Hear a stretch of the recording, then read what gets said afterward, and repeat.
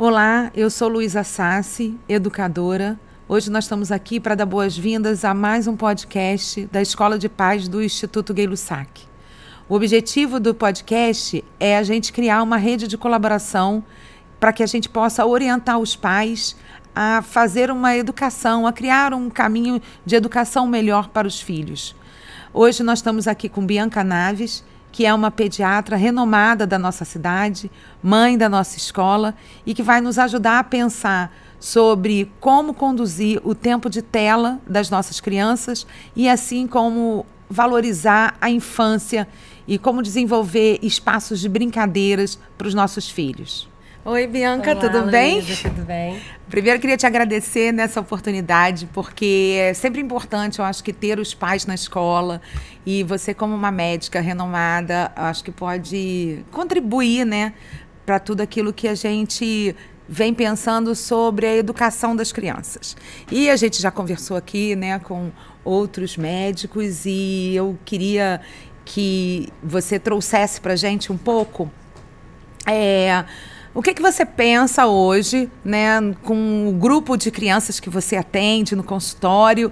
Como que está a relação dessas crianças com o uso do celular, né? Isso é uma pauta que está fervendo, né? E então eu queria saber sobre a perspectiva de uma pediatra que cuida de crianças pequenas. O que você vem assim então, vendo? Posso fazer uma retrospectiva aqui rápida? Uhum. Obrigada primeiro pelo convite. Eu adoro a escola. A Luísa é uma diretora que dá super entrada pra gente. Sempre que a gente vem com uma ideia, ela escuta a gente, enfim. Então, eu sou pediatra, né? Porque eu sempre gostei de criança. Eu acho que quando eu me tornei adolescente, eu me apaixonei pela infância. Eu era aquela criança adolescente, que ia para casa dos meus primos para cuidar dos meus primos menores. Uhum. Então, gosto muito de criança. E aí, meu consultório acaba que é muito enviesado em relação ao uso de tela. Porque eu acho que eu falo muito sobre o assunto, então os pais acabam comprando muito o que eu falo, né? Uhum. Então, eu vejo a diferença entre os pais que recebem, né, o que eu falo e os pais que não fazem. Uhum. E aí eu gostaria de contar antes um caso, como eu fiquei impressionada com a tela há muitos anos atrás. Eu trabalhava no Copador, no hospital, e aí eu estava atendendo uma criança de 2, 3 anos que berra, grita, empurra, chuta, e veio uma amiga e falou: Bianca, deixa eu botar um negócio aqui para ela. Pegou o telefone celular e, te botou a galinha pintadinha. A criança imediatamente ficou. E o exame clínico foi excelente. Você conseguia escutar, você conseguia olhar o ouvido e a criança paralisada. Eu falei, meu Deus do céu, o que é isso? A gente descobriu a pólvora, né? Uhum. Porque a criança ficou paralisada quando encontrou a galinha pintadinha. O que tem ali dentro? E aí, ao longo dos anos, a gente foi vendo que não era só a galinha pintadinha nos momentos que a gente precisava, né? Isso começou a entrar muito na vida de todo mundo. Por quê? Nós trabalhamos, os pais trabalham, as mães entraram no mercado de trabalho e as crianças acabaram ficando mais em casa, porque a gente se tornou pai, o que é super protetor. Então, hoje, as crianças ficam muito mais na tela, ou seja, quando entram no meu consultório, quando são maiores, né, são crianças que estão comigo desde bebê, entram com o telefone na mão. Às vezes eu falo, você pode abaixar o telefone para a tia conversar com você? E o próprio pai e a própria mãe, às vezes, não estão ali dentro da consulta, eles estão no telefone, né? Então, o que eu sinto hoje em dia é que as crianças têm uma certa dificuldade quando elas são estimuladas a ficar na tela, né? Quando elas recebem o telefone muito cedo, cada dia mais de ficar ali, estar presente, conversando com a gente. Você já teve algum caso, assim, de criança que teve abstinência, né, por retirar o celular? E tem vários no consultório, quando a criança tem mais ou menos 6, 7 anos e está muito no telefone. Tem uma que é filha de uma amiga minha, e eu falei para ela, olha, eu começo cortando algumas coisas. Então, assim, se a criança é muito viciada no telefone, eu falo assim, vamos tirar primeiro o YouTube, depois a gente vai tirar nananã e vamos deixar mais televisão. Aí ela olhou pra mim e falei, agora a gente vai acabar com o YouTube. Aí, você está acabando com a minha vida. Ela tinha 6 anos. Você está acabando com a minha vida. Desde que eu me entendo por gente, eu vejo o YouTube. Como é que eu vou ficar sem YouTube? Aí vi aqueles videozinhos, shorts, né, que são os piores. E aí, um mês depois, a mãe falou, Bianca, ela é outra criança. Ela é outra criança. Então, na hora, eles ficam revoltados, choram, ficam abstinente mesmo, né? Daquele vício da dopamina do telefone. Mas 1 mês, 2 meses, você já começa a ver o resultado. Mas os pais têm que comprar a ideia. Mas talvez seja melhor, inclusive, quando eles são menorzinhos, né? Porque eu acho que 12, 13 anos, assim, a retirada... Não, e 12, 13 anos eu nunca consegui. E a retirada fica bem complexa. O que eu consigo no consultório é assim, eu não sou uma alien, eu acho a tecnologia excelente. Eu acho a internet ótimo, eu acho que tem que ter algum meio da gente se comunicar com as outras pessoas, mas é o excesso, é a retirada da infância para colocá-la no celular, né? E aí, quando é pequenininho, hoje em dia, eu vou falar para você que, sei lá, 70%, 80% dos meus pacientes, dos pais tentam não botar tela para as crianças. Às vezes eu falo até assim, calma, também não é assim. Às vezes a avó, Bianca, mas a avó tá assistindo futebol. Ele passou e olhou pra televisão. Eu falei, gente, não é assim. Não é que eu não possa assistir televisão em nenhum momento. Não pode ficar o dia inteiro a televisão sendo usada como uma chupeta, né, e como uma babá. Que a televisão, hoje em dia, é a babá mais barata que existe, né? Você coloca ali, a criança fica quietinha e você faz o que precisa. Aí a gente tem que dosar o tempo. Quando a criança chega para mim, 7, 8 anos, eu consigo, às vezes, diminuir bastante quando os pais estão. Mas eu nunca consegui, de 13, 14 anos, 12, tirar a rede social. Muito difícil. E é interessante porque, assim, os desdobramentos são vários, né? Ontem, por exemplo, eu estava numa reunião com os pais e eles falaram da dificuldade da criança hoje, por exemplo, suportar uma propaganda. Então, em alguns canais que tem propaganda, eles ficam, mas e aí? E aí? O que eu vou fazer naquele tempo ocioso, né? E isso acaba transferindo também para a vida, né? Assim, essa hiperatividade, né? O tempo inteiro eu tenho que estar fazendo algo, senão Luiz, eu até me pergunto se tem tanto hiperativo no mundo. Não, é isso. Eu até me pergunto, porque o celular, né, a gente está falando aqui sobre os malefícios e alguns benefícios, mas o celular, ele entrega muito rápido a dopamina, que é o neurotransmissor de recompensa, né? Quando você come vou tirar o celular e botar uma bala. Quando você come uma bala, você sente prazer imediatamente, né? Pelo circuito lá da dopamina. Uma bala é suficiente para fazer de felicidade. De repente, você precisa de 2, 3, 4, 5, 6 balas para atingir o mesmo de felicidade. Então, é a mesma coisa que a tela faz com a gente. A gente fica. Eu sou pediatra, eu tenho telefone o tempo inteiro. Faz um pirinho no meu telefone, eu já olho. Eu não consigo esperar o tempo de olhar aquela mensagem que o paciente me mandou. Você imagina uma criança que não tem maturidade, né, para receber tantas informações. Então, assim, as crianças hoje, será que mesmo tem transtorno de atenção? Ou a gente não está dando oportunidade para ela treinar a atenção dela? Né? Eu acho que na sala de aula, eu até brinquei com a Luísa quando a gente estava ali nos bastidores, que eu não sei como que os professores conseguem dar aula hoje em dia. Eu entrei numa sala de aula e falei, meu Deus do céu, 700 crianças falando ao mesmo tempo, não conseguem esperar um segundo. Como é que aprende? Como é que tem a atenção do aprendizado, né? Então, existem até estudos mostrando que essas gerações que estão chegando agora, a partir da geração Z, o aprendizado dela, o QI delas, é menor do que a das gerações anteriores. Porque a gente sempre teve QI maior. Então, o ser humano sempre foi progressivo. Agora ele está regredindo. E aí a gente vai dar meio para quem? Para o robô que está vindo? Se a gente não sentar... Bianca, mas seu filho não sabe mexer? Sabe. Meu filho mexe, meu filho assiste até coisas que eu não gostaria que ele assistisse. Assim, eu tento poupá-lo o máximo, mas tento deixar ele mais livre para ele aprender. E depois, se ele quiser criar... eu falo para ele assim, falo assim para os meus filhos. Você está usando a inteligência da outra pessoa. Você não acha muito melhor você criar do que você brincar com o brinquedo do outro? Porque senão ninguém nunca mais vai criar. Se a gente só vai receber. E receber é fácil, né? Criar é mais difícil. Esse ponto que você está falando, eu acho que é interessante, porque toda essa discussão sobre o celular, ele traz uma perspectiva de que, mas e aí, as escolas vão ficar com ausência de tecnologia? E o uso do celular, ele é muito passivo, né? Assim, a interação da criança com a rede social, basicamente, que é o que ela utiliza, ela é basicamente um movimento das mãos, né? Assim, uma coordenação motora fina bem precária. Então, assim, a ausência do celular na escola, ela não retira a tecnologia, né? Ao contrário, assim, você pode ter diferentes projetos envolvendo centro de inovação, de tecnologia, novas formas. É uma prova disso, né? Sim, e o celular não faz falta, porque você tem outros mecanismos, né?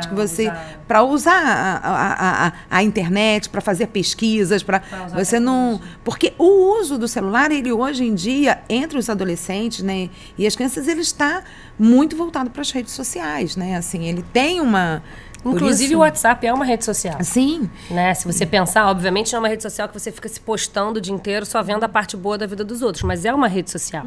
Né?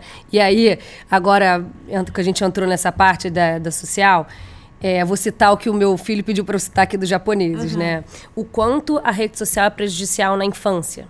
Principalmente entre 9 e 15 anos. Porque eu estava explicando lá em casa que a gente se torna um indivíduo mais ou menos nessa idade, entre 9 e 15 anos. Então, ou seja, a nossa personalidade, o que a gente espera do mundo, o que nos faz felizes, é entre 9 e 15 anos que a gente fecha essa parte do cérebro, né? Fecha, nunca a gente fecha o cérebro, mas que a gente molda mais. E aí esse estudo mostra que as crianças, esses japoneses que foram para a Califórnia em 1970, se eu não me engano, os que voltaram antes dos 9 anos se sentiam ainda japoneses, os que voltaram para o Japão. Então, eles ainda tinham a cultura japonesa, a língua japonesa, tudo internalizado. Porque eles voltaram para lá e se tornaram adultos lá.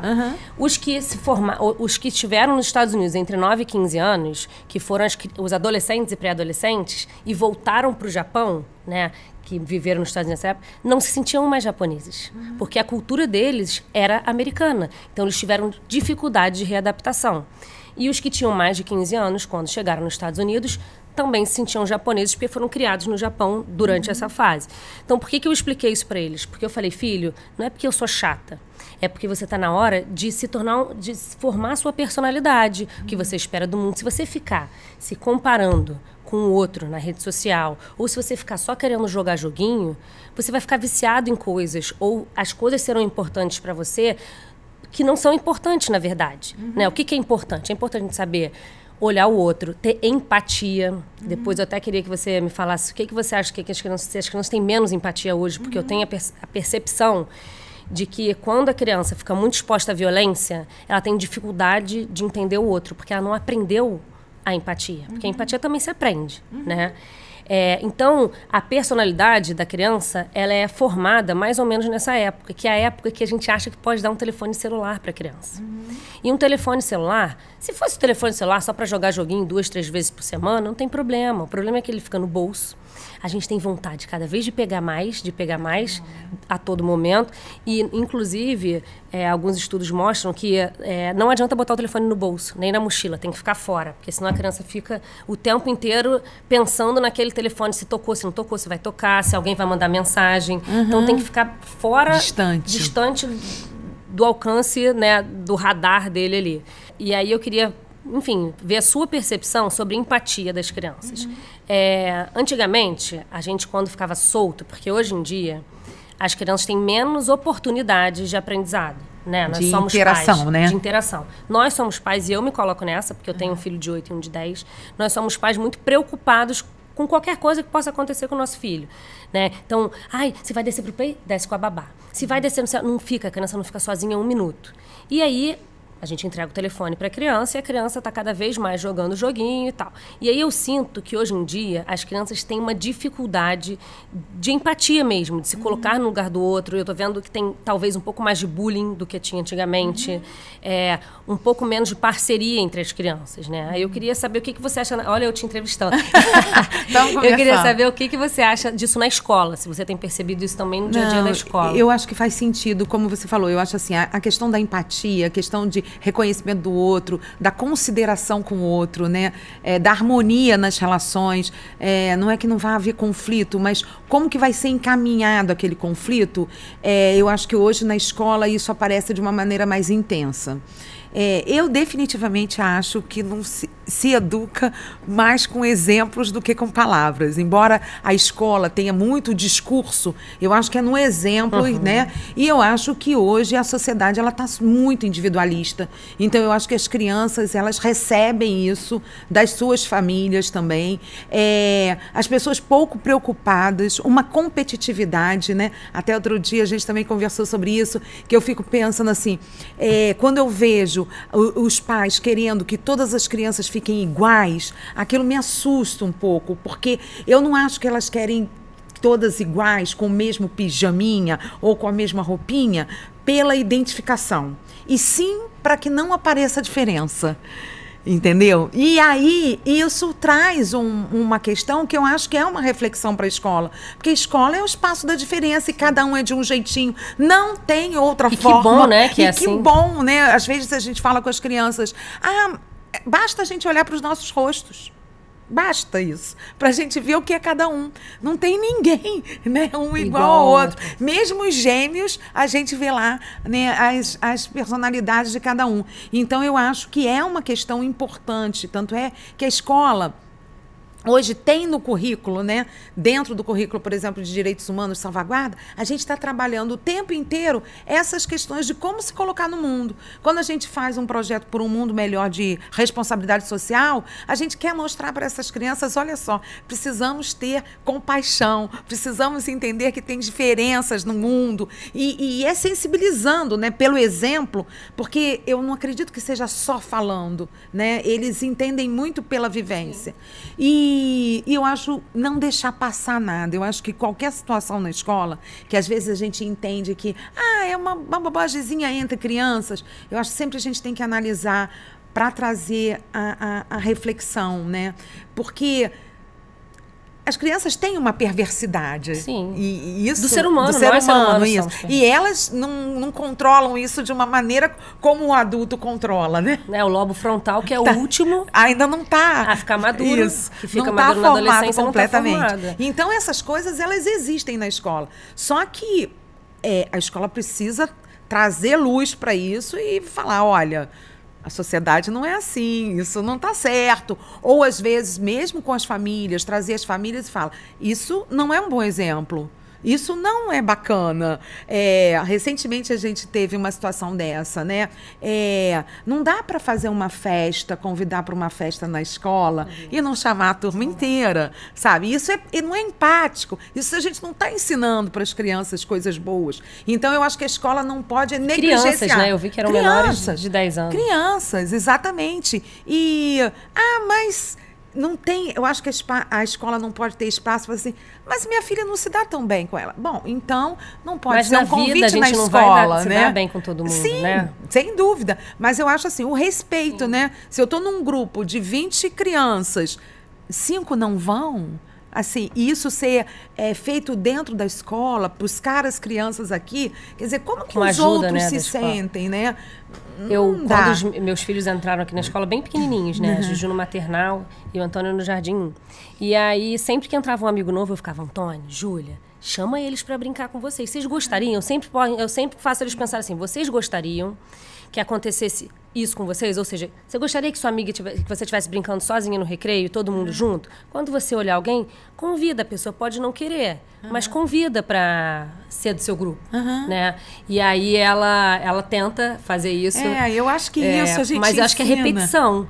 Eu acho que é isso. A gente fica repetindo diversas vezes. Mas o exemplo, tipo assim, quando você fala isso para os seus filhos, não é só Mas é porque eu sou atitude. assim também. Eu sou uma pessoa muito agregadora. Então, eu mostro para eles, e é isso que você está falando de copiar. O ser humano aprende por copiação. Sim, por imitação. Né? Quando bebezinho. Não adianta, é isso que você está falando. A gente vai falar 300 vezes, eles vão aprender a teoria, mas eles vão aprender muito mais rápido, fazer o circuito ali do aprendizado, quando eles copiam. Então, desde o bebê, eles estão esperando a cópia. Então, quando você sorri, assim, a criança vai sorrir para você. Então, tudo ele vai fazendo imitando o adulto. Inclusive, essa questão da personalidade, dos 9 aos 15 anos de rede social, né? Por que a rede social não deveria ser dada à criança até essa idade? Porque é a hora que ela quer mais copiar. E aí, no livro da Geração Ansiosa, ele cita exemplos de uma síndrome que chama síndrome de Tourette, que é uma síndrome que a pessoa faz uns movimentos aleatórios, involuntários, e ele viu uma enxurrada de síndrome de Tourette em adolescente, menina. Aí, que estranho. Adolescente, essa síndrome acontece em criança de 9 a 10 anos e menino. Tá vindo só em menina. Quando foram ver um influenciador digital que tinha essa síndrome e as crianças gritavam a mesma palavra do que o influenciador digital. Ou seja, eles não estavam inventando aquilo. Porque como a gente aprende por imitação, a gente vai imitar o que a gente vê. Se a criança vê o dia inteiro rede social, ela vai imitar a pessoa da rede social. Então, o exemplo da criança vai ser a rede social, não vai ser a mãe, não vai ser o pai. E eu falo isso, Luiz, eu não estou falando isso como pediatra, não estou falando isso como uma pessoa que gosta do assunto. Eu tenho 2 filhos nessa idade, eu sei que é difícil. Eu sei que a luta é praticamente diária para você tentar evitar, não é que eles não possam ficar, tentar evitar que a vida deles seja baseada nisso, né? E é interessante porque hoje, quando a gente observa a questão da educação dos pais, você me falou uma coisa que que a gente observa também na escola, né? Existe hoje uma preocupação dos pais na educação dos filhos. Eu percebo assim, é muito maior do que há 20 anos atrás. O perfeccionismo, essa atenção, né? De que tudo tem que dar certo, né? É como se aquilo uma receita de bolo. Se eu fizer isso, meu filho será bem sucedido. E que é o tempo que eu tenho para fazer com que o futuro seja bacana. Por outro lado, né, essa superproteção, ela também traz algumas fragilidades, porque muitas, né? A criança fica sem autonomia, né, ela não consegue resolver as coisas, segurança, e como que você, assim, o que você acha, né? Eu vou falar como mãe. Eu serviu como uma armadilha para mim, né, quando eu fui ler sobre esse assunto.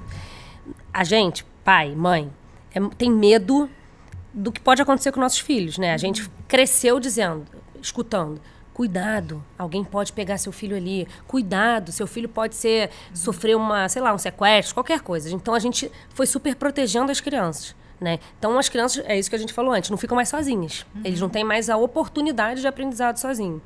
E aí eu quero dar essa oportunidade para meus filhos, óbvio, né? Eu sei que é importante. Mudei para um condomínio que tem tudo. Então, é uma liberdade supervisionada, né? Teoricamente pode descer, mas eu sei onde eles estão. Mas às vezes não tem com quem eles brincarem lá embaixo, né? Aí falei, cara, o Antônio nunca foi na rua sozinho, nunca deixei ele comprar um pão na esquina. Tem 10 anos. Quando eu tinha 10 anos, eu ficava solta em Angra e pegava a bicicleta com os meus primos, meus pais nem sabiam onde eu estava. Não estou falando que tem que ser desse jeito, mas isso me tornou uma pessoa bem mais segura.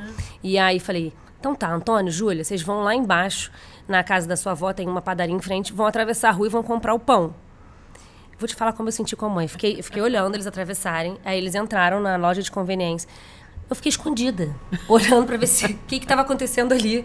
Falei, gente, isso é uma doença. Eles estão na minha frente, nada pode acontecer. Tipo, em uma quadra, não é em uma quadra, em uma esquina. Mas a gente foi... Ou seja, nós pais temos que nos treinar a dar liberdade de novo para as crianças. Se você pega o índice de trauma em hospital, fratura, caiu assustadoramente. Assustadoramente, porque as crianças não se arriscam. E você só vai aprender os seus limites se você testar os seus limites, né? Então, uma criança tem... Você já viu os parquinhos de hoje? Os parquinhos de hoje são todos de plástico. A criança não tem nem oportunidade de ter medo de cair, porque ela não vai cair. E aí, uma vez a gente viajou para a Alemanha e tinha um parquinho altão, assim, todo de madeira. E é muito alto o parquinho. Eu, gente, que parquinho alto, mas o chão era aquele chão de borracha. E aí veio um pai me explicar, falou, Bianca, aqui, e depois eu fui ler sobre esse assunto. Aqui as crianças, os parquinhos são altos, porque quanto mais a criança se arrisca, um adulto mais bem resolvido ele vai ser. Então, se a criança vai ali, testa, sobe 2 degraus, ficou com medo, vai descer, vai encontrar o pai. Depois ela vai subir 4, vai descer. De repente ela está se sentindo segura. Existe um risco maior? Existe, óbvio, mas é um risco controlado que vai ser muito bom para a vida adulta, entendeu? Então, a criança tem que ter oportunidade de risco. É difícil falar isso, né? Igual o bullying. Vou te falar a questão do bullying. Estou no congresso agora de pediatria nos Estados Unidos, congresso americano, e tiveram várias aulas sobre tela, bullying, várias, porque o tema está muito em alta, o tema é saúde mental de criança. E aí eu fui assistir uma aula sobre bullying, e... bullying não é só ser zoado uma vez. Todo mundo precisa passar pela zoação de vez em quando. Bullying é repetição. E eu até fui perguntar pro meu filho, Antônio, você sabe o que é bullying? Aí ele falou, sei, quando várias vezes a mesma pessoa, você aprendeu na escola, ou um grupo de pessoas se juntam contra uma criança ou excluem essa criança. E é isso, ou seja, na própria escola, deve ser muito difícil para vocês, entender o que é e o que não é ali, porque alguns conflitos tem que ter. A criança tem que disputar bola, a criança um dia pode não jogar futebol, não tem todo dia, ela não pode ficar sem jogar o futebol. Mas um dia podem falar, hoje não é seu dia. Mas no outro dia tem que incluir a criança. Então a criança precisa dessas negativas, dessas frustrações ao longo da vida para se tornar um adulto seguro, né? E aí eles falam disso lá da questão do bullying, que realmente o bullying cresceu muito, principalmente o cyberbullying, né? Que é o bullying na internet, que acham que ninguém vai saber, não é rastreável teoricamente. E aí as crianças sofrem o bullying muito, o cyberbullying na internet, e às vezes não sabem contar para os pais, né? E aí na escola, não sei como é que vocês percebem isso, mas eu hoje em dia estou observando muito, porque meus filhos estão entrando nessa fase, então eu estou cada vez mais interessada no assunto. Não é a criança que fica lá chorando. Às vezes é uma criança que vai ler sozinha na biblioteca. Ah, sim. Às vezes é uma criança que está sofrendo. Que está sofrendo. Sim. Às vezes é uma criança que nem parece que está sofrendo, né? Mas em casa está arredia com os pais, não está dormindo bem. Então, assim, uma coisa em relação à criação dos filhos, né? Hoje em dia, ou seja, a gente não deixa as crianças serem livres, aprenderem com frustrações. A gente dá um telefone na mão da criança, ele vai aprender por imitação. Mas, ao mesmo tempo, ele sofre bullying. Ele não sabe como lidar, os pais não sabem como perceber. E aí vai se tornando uma bola de neve, uma bola de neve, uma bola de neve, que culmina no que eu via. E aí que eu comecei a me interessar pelo assunto, a partir mais ou menos de 2017. Né? Eu trabalho no hospital no Rio, no Copador, sou rotina lá. De repente só chegava adolescente, tentativa de autoextermínio, automutilação. Você pedia para levantar o braço, os braços todos cortados, assim, com giletezinha, né? Não era nem com tentativa, mas era automutilação. E eu comecei a ficar assim, gente, estranho, trabalho aqui há muitos anos, nunca aconteceu isso. E aí, na pandemia, foi quando eu fiquei chocadésima, porque não tinha criança doente. Ou seja, não chegava nenhuma criança para atendimento. O que chegava era criança ou automutilação ou tentativa de autoextermínio. E muita. Criança a partir de 11 anos de idade. Então, gente, o que aconteceu na sociedade para os adolescentes estarem sofrendo dessa maneira com uma idade que não é para eles sofrerem, né? Era para uma idade para eles... Aí a pandemia, até fiquei pensando se era pandemia, mas é quando você foi olhar retrospectivamente, não era pandemia, né? Não era só a pandemia, até porque a pandemia estava com a mãe, com o pai, com o irmão. Sim. Então, teoricamente, você uniu os laços ali. Meu marido até brinca, fala, nossa, foi ótimo nessa época para nossa família, porque a gente vivia em Teresópolis, nós 4, a gente ficava só fazendo atividade o dia inteiro, né? E aí uniu algumas famílias, mas as crianças realmente tiveram maior tempo na tela, né? Nas redes sociais e tudo. E aí é um problema muito grande, então a gente tem que mudar muita coisa, não é só tirar o telefone celular da criança, né? É tirar o telefone celular e dar oportunidade, né? Que oportunidade que eu estou dando para o meu filho de brincar? Que oportunidade que eu estou dando para o meu filho de se arriscar? Eu nunca dei oportunidade para meus filhos de sair da minha saia, entendeu? Esse aspecto é interessante, né? Porque uma das expectativas que a gente tinha quando a gente tirou o celular dos adolescentes no recreio era de qual seria o impacto deles, né? Como que eles se sentiriam. E o impacto foi, assim, nem uma absoluta reclamação. Então é interessante que é como se eles também sentissem falta e não soubessem bem, né? O quanto que aquilo poderia fazer bem para eles, né? E com relação ao bullying que você falou, eu acho que esse é um dos grandes desafios da escola, justamente porque é algo silencioso, né? Então, muitas vezes as pessoas falam, mas a escola não percebe, né? Por exemplo, os professores, né? São os que têm mais dificuldades de visualização, porque aquilo acontece de uma maneira subliminar, né? Até porque quem faz bullying não faz na frente do adulto, não, né? Não faz. E muitas vezes você não imagina a criança que está sofrendo e a criança que está fazendo, porque não necessariamente é aquela criança que é indisciplinada, é mais... Não, né? E isso é muito, muito ruim dentro da escola, né? Porque quando você descobre, às vezes o sofrimento da criança já está avançado, o contexto dela ela já está meio que se sentindo fora daquele, né, habitat que é dela, não se sente pertencente. E então eu acho assim, a prevenção ela é importante, né? Falar sobre isso o tempo inteiro com os alunos é importante. Eles entenderem, eles poderem saber que tem alguém, né, que eles podem, olha, aquela pessoa ali é com quem eu posso falar e eu não vou ser, não vai ser revelada a minha identidade, porque eles também têm receio disso, né? Se eu falar, pode ficar pior ainda. Então, assim, é um sofrimento como se eles não tivessem saída, né? Então isso como se não tivessem proteção, né? Nenhuma, né? Eu vou contar pra Luísa e depois vão falar, caraca, não sei quem é um... E aí a criança fica mais vexatória ainda, exatamente. Né? Então tem mecanismos que a gente, né, encaminha dentro da escola para isso, mas eu acho que ainda é um desafio. Mas eu acho que tem uma relação com o que a gente falou antes da empatia, entende? Porque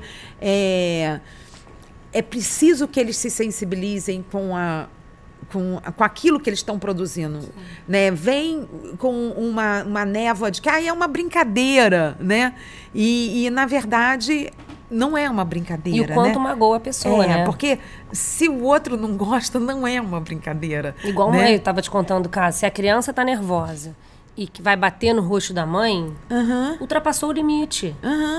Quando você está machucando o outro, ou fisicamente, ou verbalmente, ou psicologicamente, ultrapassou o limite, então não é mais uma brincadeira. Ou seja, não é mais um piti de criança bater em mãe. A mãe não pode deixar, porque está agredindo o corpo dela e ela vai entender que pode fazer isso fora de casa. Né? Então é isso, é tudo imitação, é tudo cópia. E as crianças estão... está faltando gente para as crianças copiarem. Nós, mães, estamos todas no mercado de trabalho, a gente não fica dentro de casa, né? Não fica. E os pais também, por sua vez, estão trabalhando e as crianças têm poucas oportunidades de brincar sem supervisão. Primeiro, porque temos medo de deixar a criança solta, né? Segundo, que não tem quem... Porque antigamente, e vários vídeos e coisas que eu vejo sobre o assunto falam, antigamente tinha um adulto. Então, assim, hoje o pai da Júlia vai descer e ficam 300 crianças soltas. O pai da Júlia era pra quê? Se alguém se machucasse, se tivesse um conflito muito importante. Mas o pai da Júlia não estava ali olhando se o amiguinho deu um empurrão, não deixou brincar. Ele ficava de olho em tudo ali e as crianças iam criando as suas próprias regras, né? Iam fazendo... Sendo os próprios juízes ali das brincadeiras. Hoje em dia não tem mais isso. Ou descem, todas as crianças, cada uma com a sua babá, uma do lado da outra. Não estou criticando babá, tenho, amo a minha, mas eu estou comentando da falta de oportunidade das crianças se arriscarem, das crianças terem relações.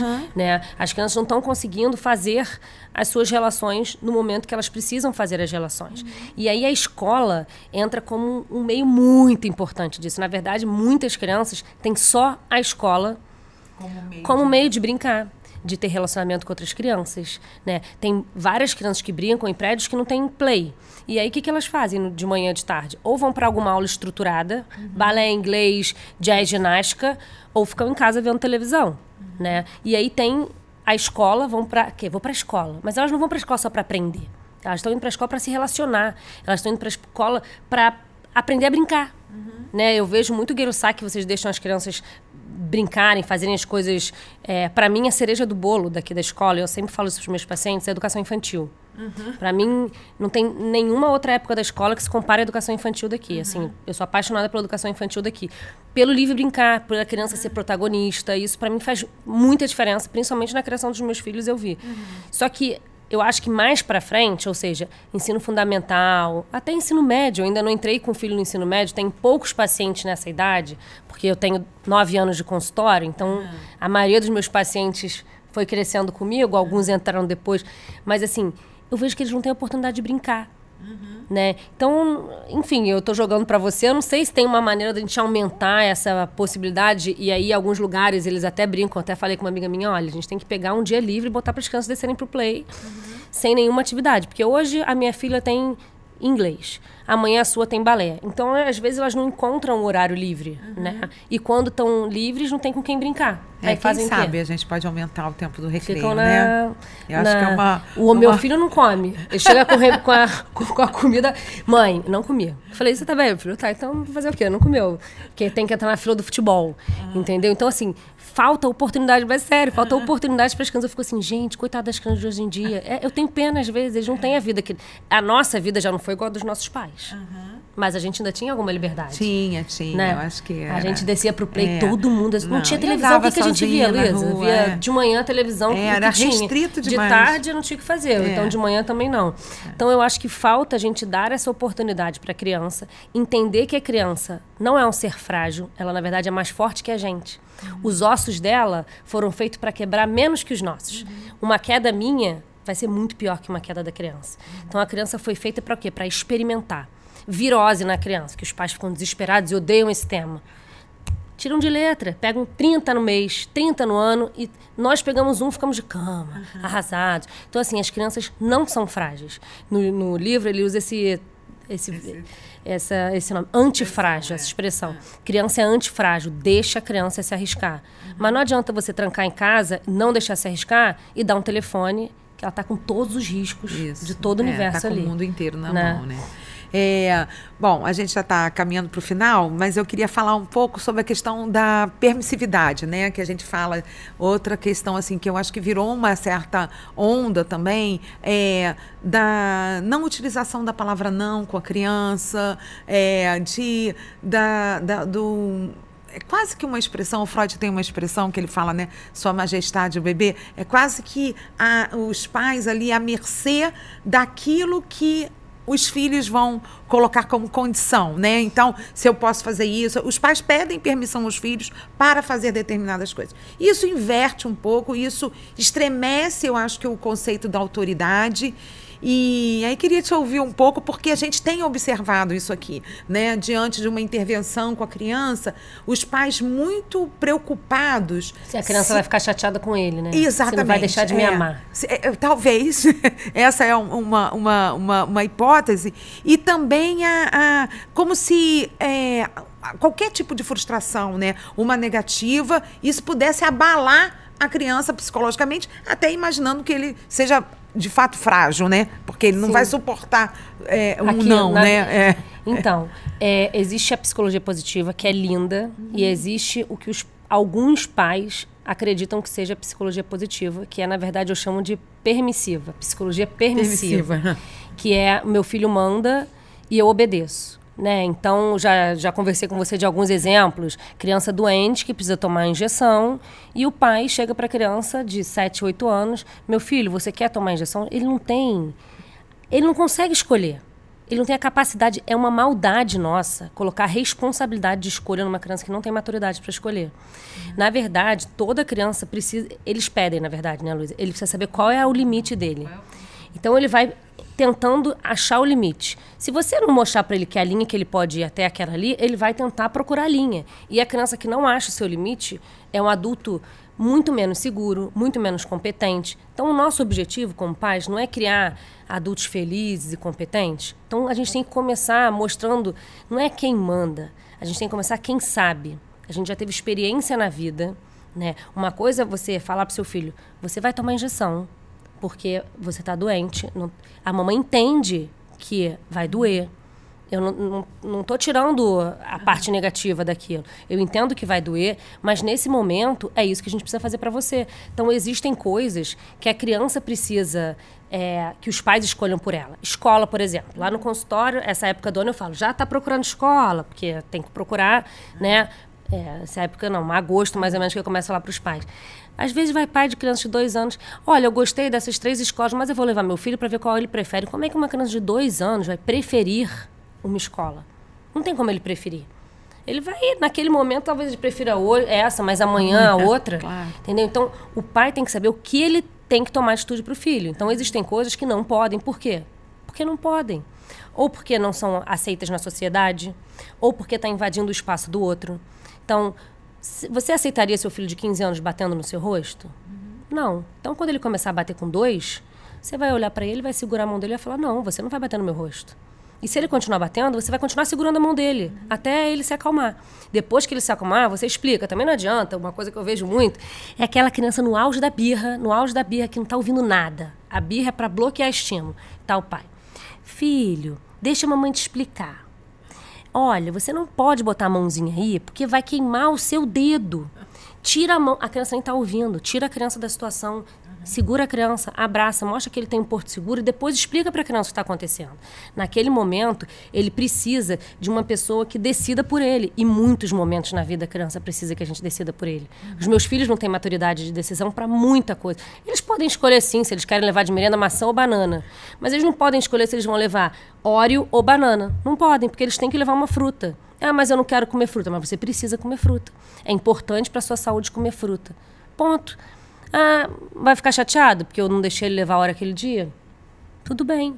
Entendeu? Existem outras coisas que a gente pode negociar, né? Qual roupa que você quer usar hoje? Você quer ir de tênis ou de bota? Vai influenciar na sua vida? Vai influenciar na sociedade? Não vai. Deixa ele decidir o que ele pode decidir.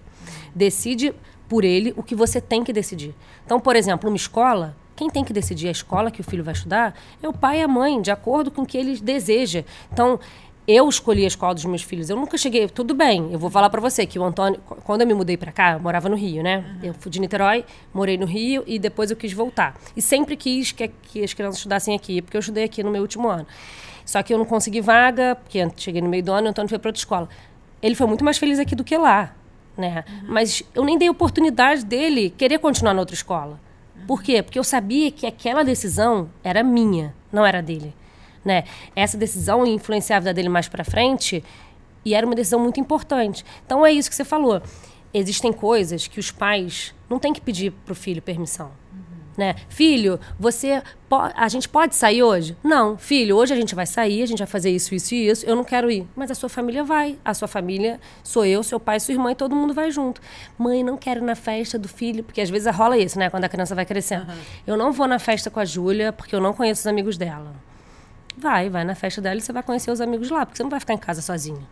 E eu não vou dividir a família porque a criança não quer ir naquela festa simplesmente porque não conhece ninguém. Vai comigo, tem eu, seu pai, e aí você vai conhecendo. Então, assim, a permissividade, né, que é essa educação permissiva, eu tenho visto cada vez mais. Porém, eu acho que tanto que a gente tem falado isso no consultório, nas redes, os pais das crianças menores, não sei se você notou isso, dos pequenininhos, eu tô vendo alguma mudança aí. Você tem ou não? Ainda não notou? O que eu observo dos menores, assim, dos bebês que estão vindo, né, chegando e tudo, eu vejo mais, assim, eles ficam muito atentos à questão de não uso de tela. Isso, né? É muito. Eles estão muito ligados nisso. Não, já sabemos que... Já internalizaram, já né? internalizaram. Já vi que deu ruim. Já vi que deu exato. Ruim. Eu acho que nesse sentido eles estão, né, e observo menos, assim. Essa questão da permissividade, a gente tem visto, tem tido mais visibilidade, coisa que anteriormente a gente não tinha, né? E é muito interessante, né? Porque, assim, essa questão do limite, ela não é uma questão atual. Ela é uma questão que já vem de algum tempo. Acho que foi ano passado, a gente teve com a Tânia Zaguri aqui, né, dando uma palestra, e eu fiquei muito impressionada, que eu falei, nossa, em 1995, a gente fez uma palestra com ela aqui. Mesmo tema. E o tema era o mesmo, né? O tema era sobre a tirania dos filhos, né? Era um livro até que ela estava lançando, e ela falava... Só que naquela ocasião, a justificativa era muito voltada pela uma questão histórica, porque ela entendia, assim, que pós-ditadura, que tudo era muito delimitado, né? Então ela dizia o seguinte, todo mundo sabia de quem era o peito de frango, que era do pai. Sentava na mesa, o peito do frango era do pai. E que na década de 90, quando se o pai não corresse para chegar na mesa, talvez ele ficasse sem o peito de frango. Hoje é do bebê o peito de frango. Exatamente, hoje o peito de frango é do bebê. Então a gente vê que é uma questão ainda, né? Que fica, eu acho que a ermo, assim, como que os pais, eu acho que talvez seja a maior questão dele, como estabelecer o limite na educação dos filhos, assim, é uma questão que eu acho que não foi superada. É difícil, né? As gerações são sempre ou muito para uma coisa e pouco para outra. Aperta aqui, afrouxa aqui, a gente tem que tentar... sempre esse é o nosso objetivo, e nesse momento é o meu, porque eu estou criando os meus filhos agora, de ser uma geração nem tanto nem tão pouco, né? Que seria, na verdade, a perfeição, né? Uma criança que tem liberdade, mas ao mesmo tempo tem acesso à tecnologia, óbvio, do que ela puder suportar da tecnologia, né? Porque a gente estava comentando, tem coisas que as crianças não têm capacidade, que elas recebem, né, do telefone, que elas não têm capacidade nem de decodificar, de entender o que é aquilo, e às vezes ficam muito impressionadas, né? E ao mesmo tempo a criança está ali perto da gente, né? Você deixar a criança falar, mas ao mesmo tempo ela não mandar em você, né? E eu acho que é isso que você está falando, né? Assim, esse equilíbrio, essa tentativa, né? Ela passa também por uma autoavaliação, né? Porque quando você fala assim, não, eu me tornei uma pessoa segura, né? Assim, a capacidade de uma pessoa que se sente segura de passar essa segurança para o filho, né? Então, eu acho que tem uma autoavaliação dos próprios pais, né? Se eles não se sentem seguros, né, nas suas próprias vidas, nas suas próprias ações, aquilo naturalmente resvala. E aí aquilo fica num limbo ali para a criança, né? Então, talvez esteja menos em pensar nessa relação e mais pensar em si, né? Tipo assim, como é que eu sou na vida? Como é que eu tô, né? Na verdade, como que eu sou na vida, a criança não vai deixar de amar a mãe nem pai, porque o pai não deu para ele o celular. né? Porque, por exemplo, a minha de 8 anos, esses dias estava cansada, e quando tá cansado, tudo é um problema, né? Aí começou, porque todas as minhas amigas podem ver televisão, porque lá em casa, se eu e meu marido, a gente não tá em casa, até um radicalismo, assim. A gente não deixa de ver televisão de segunda a quinta, que são os dias que a gente tá fora, então eles brincam. Sexta, sábado e domingo, quando a gente tá, aí a gente deixa eles assistirem os programas, ou se a gente tá em casa segunda, a gente deixa assistir depois da aula, mas se a gente não tiver, o combinado é que não pode. E aí tava todo mundo, tipo, lá na frente, no capítulo do não sei o que lá que ela queria ver, e ela tava lá atrás, e ela tava super chateada, porque eu era a única pessoa que não deixava. E eu expliquei pra ela, filha, eu não vou deixar porque você tá chorando, porque todo mundo faz. Porque eu tô tentando te preservar. Porque você vai botar... Se eu soubesse que você ia botar aquele desenho e acabou, ver um capítulo, só que sua cabecinha vai querer cada vez mais. E quando você dá o pause, uma braveza, a criança vira outra criança. Então, quando você tira de uma criança que está recebendo dopamina, né, que é o neurotransmissor do prazer, você para aquela transmissão, a criança vira... chateadíssima, vira um leão, né? Então, é isso que eu tento passar para as crianças. E aí a Júlia, esses dias também veio falar, ela e 5 amigas estavam lá em casa, elas têm um grupo de 5. Aí ela veio falar, não sei quem ganhou um celular, porque a gente não tem, nossa mãe não deixa. Eu falei, ó, a mãe dela tá fora de moda. Porque a moda agora é não deixar a criança da idade dela ter rede social, porque não faz bem para a cabeça. Ou seja, em vez dela se sentir menos, eu mostrei para ela que, na verdade, o que a gente está fazendo é uma proteção. Então, o não... vai existir e eu vou continuar falando. E todo mundo tem que falar. E eu sei que a gente tenta, né? Na verdade, a gente pai de criança pequena, sempre está tentando acertar. A gente nunca quer errar. Só que a gente vai errar. A gente tem que entender que a gente vai errar, né? E faz bem errar também, né? Não tem que ser perfeito o tempo inteiro. Então, a gente tem que tentar criar o melhor possível aos nossos filhos para eles serem indivíduos cada vez melhores. E não para eles serem felizes só naquele momento. Né? Então, se eu ficar entregando uma rede social para minha filha, ela vai ficar super feliz na hora que ela receber a rede social. Ela fica triste que eu não deixo ela ver e entrar. Mas mais para frente, quanto eu vou ter prejudicado ela? Né? Então, acho que nós, da minha geração, assim, de pais de agora, eu acho que a gente não se unir para tentar ser a geração nem tanto, nem tão pouco, né? Nem tão super protetora e nem tão pouco protetora, a gente não vai chegar em lugar nenhum. Porque às vezes parece que você fica nadando contra a maré. E não sei se você escuta muito falar isso, mas só o meu filho não tinha. Mas só ele não pode. Mas quando você senta numa mesa, ninguém deu porque quis. Alguém deu só porque o filho não tinha, só porque o filho... Eu falei, gente, mas se é só o meu filho que não tem, só o seu filho que não tem, já são 2. Então, o próximo que a gente junta já são 3. Então, assim, eu acho que o objetivo da gente é tentar passar mais dessa mensagem, né?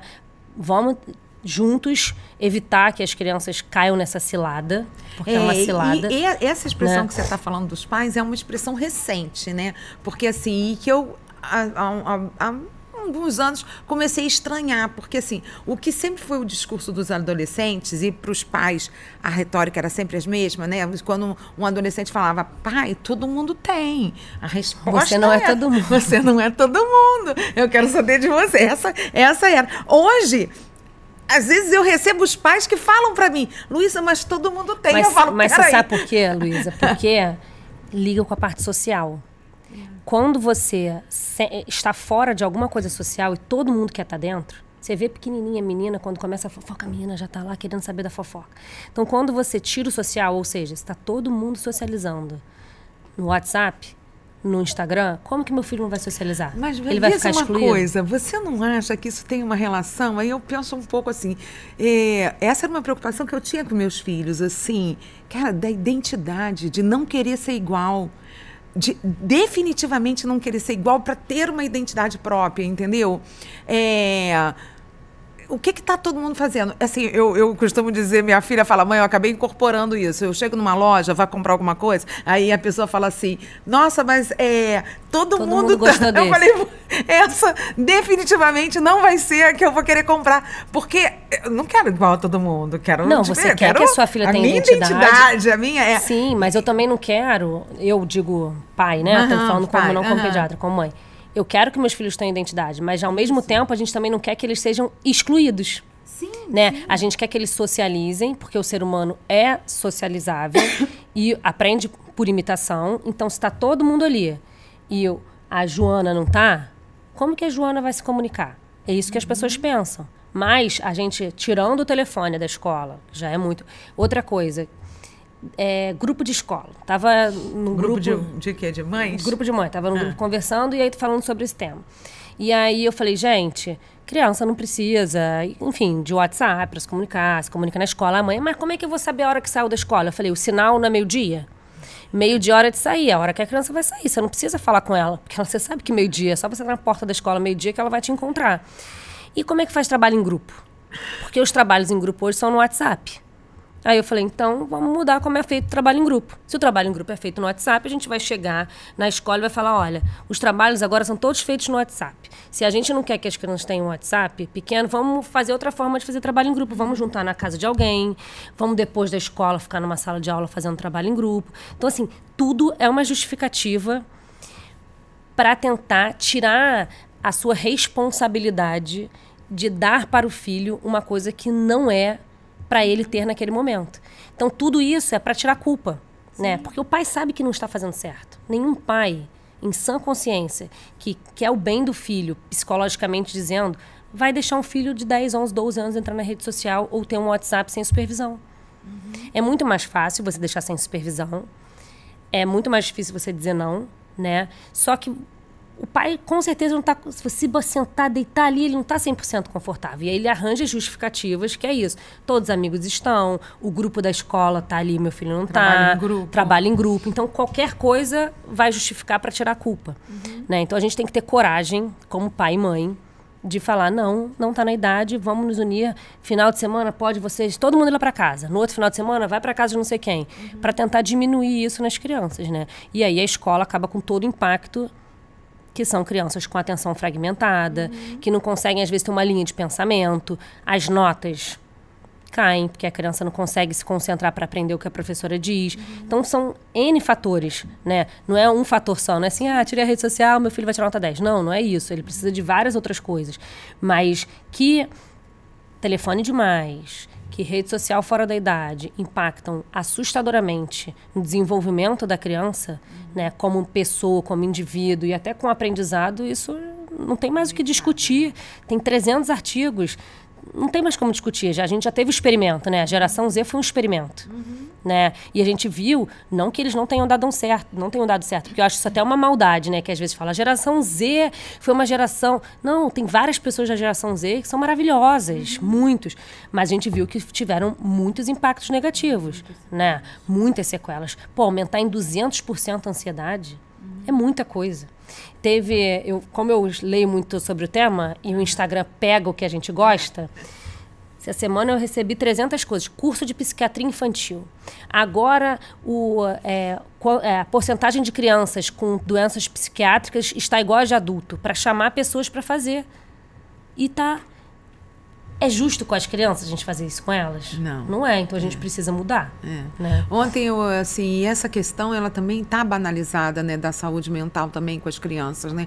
Ontem uma mãe falou assim, eu soube que tem pais procurando, né, como se fosse uma busca por um laudo, por algum diagnóstico, que aquilo vai trazer algumas vantagens para o aluno e nos diferentes espaços. É assim, uma sociedade que inverte isso, né? Pensa na doença para o filho como um benefício. Sim. Realmente isso eu te falei, será? Assustador, não estou né? menosprezando o número de pessoas com TDAH, sei como são, tem vários pacientes. Mas será que todo mundo é? Será que tem tanta criança assim? Será que é só porque a gente não dá a oportunidade de eles aprenderem a ter atenção? Sim, e eu acho que a escola, por exemplo, né, a gente recebe os encaminhamentos, os laudos, né, as recomendações. Então, isso é uma coisa que a gente tem também delimitado bem, porque muitas vezes, né, existe uma intencionalidade ou do professor particular, ou do médico, ou dos técnicos que acompanham, determinar quais são os protocolos que devem ser adotados por uma criança com hiperatividade na escola. Entretanto, a gente vê que isso é uma diversidade absurda. Eu preciso olhar aquele aluno individualmente. Sim. A hiperatividade de um, ou... O que um precisa não é o que o outro precisa. Não é o que o outro precisa. Não cabe eu estabelecer um protocolo único para todos, né? Porque a escola, ela tem essa condição, né, com os especialistas que estão ali. Não, esse precisa de mais tempo. Esse precisa de uma adaptação na prova. Esse suporta fazer o que a escola está propondo. Então, cada um é um. Isso não tem jeito, né? Mas eu acho que essa necessidade da receita, né, ser balizada para todos, né, igualmente, acaba... E esse, no livro, esse livro eu fiquei apaixonada porque foi o que eu te falei, foi um resumo de tudo que eu vivi e vi, né? Então, para mim, ele foi incrível que ele conseguiu pegar tudo e juntar dentro de um livro. Você viu numa parte que ele fala que uma escola, que fizeram um experimento, pegaram uma escola, colocaram as crianças com mais tempo livre e nas outras escolas não, e viram que essas crianças que tinham mais tempo de brincar, tinham menos diagnósticos, tiravam notas melhores. Por quê? Porque a criança precisa de soltar energia em algum lugar, não está conseguindo soltar em casa. Vai soltar na sala de aula, né? No consultório pediátrico. Aí vai uma criança que fica enclausurada fazer um teste. Pô, a criança cheia de brinquedo lá, vai ficar fazendo o quê? Subindo, descendo, tudo quanto é lugar. Porque ela fica em casa, dentro da televisão, no celular. Onde que ela vai gastar energia? Onde está sendo permitido que ela faça isso. Né? Então, acho que a gente tem que pensar muito como sociedade. Né? Você acha que essa questão do brincar livre, por exemplo, seria indicado para criança até quando? Até o fim da infância. Para mim, se eu pudesse escolher, a infância duraria até 15 anos. Mas eu acho que até 12, pelo menos. 12 anos, né? Para eles aprenderem... Sim. Com ele, enfim, e a gente observando as crianças na escola, é justamente assim, 10, 11 anos, é justamente a idade e que eles estão ainda muito envolvidos com a questão da ludicidade. A gente costuma dizer, as crianças vão até o 6º ano e elas... Tudo que você propõe, eles querem participar, eles querem... Qualquer projeto, quando eles chegam 7º, 8º ano, aí já mudou. Aí, definitivamente... É a janela, né? Cada época da vida a gente tem uma janela de oportunidade, né? De aprendizado, de aprender habilidades, né? E entre 9 e 15 é a habilidade social. Então, a gente tem que deixar eles conversarem, brigarem, se entenderem. Óbvio que, quando passa do limite, o adulto entra e faz... E a gente está aqui para isso. Né? Queria te agradecer. Obrigada a você.